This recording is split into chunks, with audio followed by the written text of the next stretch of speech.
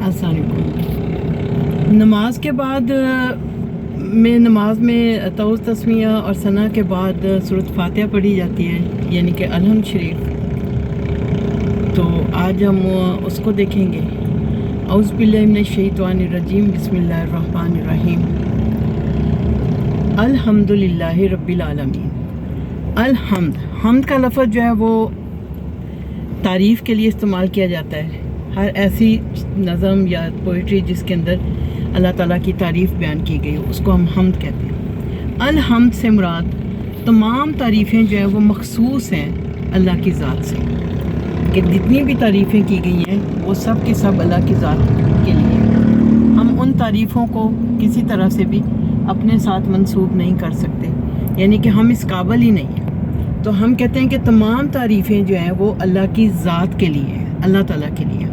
अब अल्लाह ताला की ज़ात जिसके लिए आगे बताया गया रब्बुल आलमीन। रब्बुल आलमीन का मतलब है रब ये एक बहुत ही वसी लफ्ज़ है। रब से मुराद है अल्लाह ताला की ज़ात, वो ज़ात जो खालिक मालिक राज़िक, यानी कि जो 99 नाम है ना वो सारे के सारे इस रब के अंदर मौजूद है।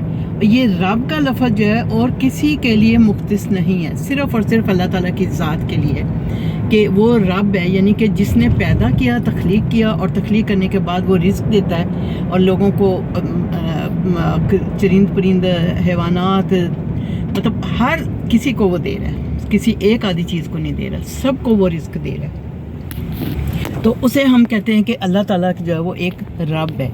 तो रब्बुल आलमीन तमाम जहानों का। अब यहाँ पे बड़ी गहरी बात है कि तमाम जहान, अब जहान से क्या मुराद है? जहान से मुराद सिर्फ ये दुनिया नहीं है, तमाम जहान यानी कि दुनिया और आखिरत, जिसके अंदर आलम बरज़ख है, आलम अरवा है, वो आलम जब इंसान पैदा नहीं हुआ था, वो अरवा जो अभी वहाँ पर हैं दुनिया में नहीं आई हैं, और वो अरवा जो दुनिया में आ चुकी हैं, यानी कि सब का दुनिया से जाने के बाद ये आलमीन लफ्ज़ है कि तमाम आलमों का, तमाम जहानों का वो रब है। अब जब तमाम जहानों की बात की जाती है तो ये बात बड़ी अहम और बड़ी पेचीदा किस्म की है। तो इसलिए इसको समझना बहुत ज़्यादा ज़रूरी है कि हम सिर्फ इस दुनिया की बात नहीं कर रहे, सिर्फ आखिरत की बात नहीं कर रहे, दुनिया के ऊपर की बात नहीं कर रहे, ज़मीन के अंदर की बात कर रहे हैं, हर चीज़ की बात कर रहे हैं। तो वो रब है आलमीन, तमाम जहानों का। अल्हम्दुलिल्लाहि रब्बिल आलमीन अर्रहमानिर रहीम। अर्रहमानिर रहीम की मैं डेफिनेशन जो है वो वज़ाहत जो है वो बिस्मिल्लाह के अंदर हम पढ़ चुके हैं कि वो सबसे ज़्यादा रहम करने वाला मेहरबान है। तो इसकी मैं मज़ीद नहीं जाऊंगी क्योंकि वो टाइम थोड़ा होता है और बात लंबी करनी होती है। उसके बाद आ जाता है अर्रहमान रहीम के बाद अल्लाह ताला की ज़ात जो कि रहमान और रहीम है। मालिक यौमिद्दीन, यौमिद्दीन का मतलब आखिरत के दिन का, जिस दिन हमारा हिसाब किताब होना है उस दिन का वो मालिक है। मालिक यौमिद्दीन यानी कि आखिरत के दिन का मालिक है। आखिरत का दिन यानी कि जिस दिन हमारा हिसाब किताब होगा। दुनिया में बहुत से लोग हैं, बहुत सी चीज़ें हैं जिनका आप हिसाब किताब जो है वो आप नहीं कर सकते हैं। हिसाब किताब जो है वो लेना मुश्किल होता है। हम जहाँ पे पावर होती है लोगों की वो तो हिसाब कर लेते हैं, लेकिन जहाँ पे पावरलेस लोग होते हैं वो बेचारे मारे जाते हैं। लेकिन अल्लाह ताला की ज़ात जब आखिरत के दिन हिसाब किताब देगी तो हमें एक एक पाई, एक एक ज़र्रे का हिसाब जो है वो देना होगा। इस वजह से ये चीज़ जो है वो ज़हन में रखनी चाहिए कि अल्लाह ताला की ज़ात जो है वो हर तरह से खालिक और मालिक है और राज़िक है।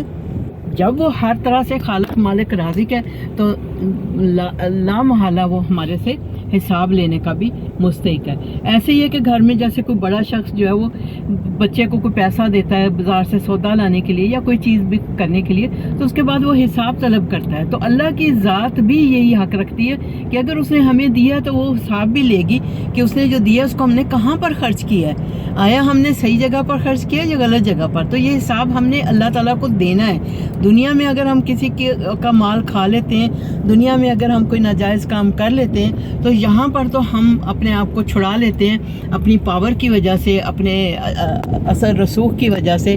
अदालतों से भी लोग छूट जाते हैं, लेकिन असल चीज़ जो है वो अल्लाह ताला के आगे ऐसी कोई छूट नहीं है। मालिक यौमिद्दीन, इय्याका नाबुदु व इय्याका नस्तईन। अय्या का ख़ास तेरे लिए, हम अल्लाह ताला को कहते हैं कि अल्लाह ताला हम ख़ास, यानी कि हम खालिस हैं तेरे साथ इबादत करने में, आपके साथ हम किसी को शरीक नहीं ठहरा रहे, ना बुतों को, ना हैवानात को, ना चांद सूरज सितारों को, किसी भी चीज़ को हम शरीक नहीं ठहरा रहे आपके साथ। अय्या का नाबुदु, हम ख़ास तेरी ही इबादत करते हैं। व अय्या का नस्तईन, और ख़ास तुझी से मदद मांगते हैं, यानी कि तेरी ज़ात के अलावा कोई भी ऐसा नहीं है जो कि हमारी मदद कर सके। हमें हर हालत में तकलीफ़ और दुख हो, जैसे एक बच्चा फ़ौरन माँ को बुलाता है तो हम तकलीफ़ दुख में भी फ़ौरन कहते हैं या अल्लाह, हम फ़ौरन अल्लाह ताला की ज़ात को बुलाते हैं कि अल्लाह हम पर ये अपना करम करना, अपनी मेहरबानी करना, तो हम अल्लाह की ज़ात को पुकारते हैं। तो ये अल्लाह ताला को हम ये बात कह रहे हैं, ये कुछ जो शुरू की आयत है इसके अंदर हम अल्लाह ताला से की तारीफ़ बयान कर रहे हैं, अल्लाह ताला के औसाफ बयान कर रहे हैं, और साथ ही अल्लाह ताला से मदद मांगते हैं। इसके आगे आयत जो है वो दुआ पर मुश्तमिल है, वो मैं अगली वीडियो में करूँगी, ये लंबी हो जाएगी।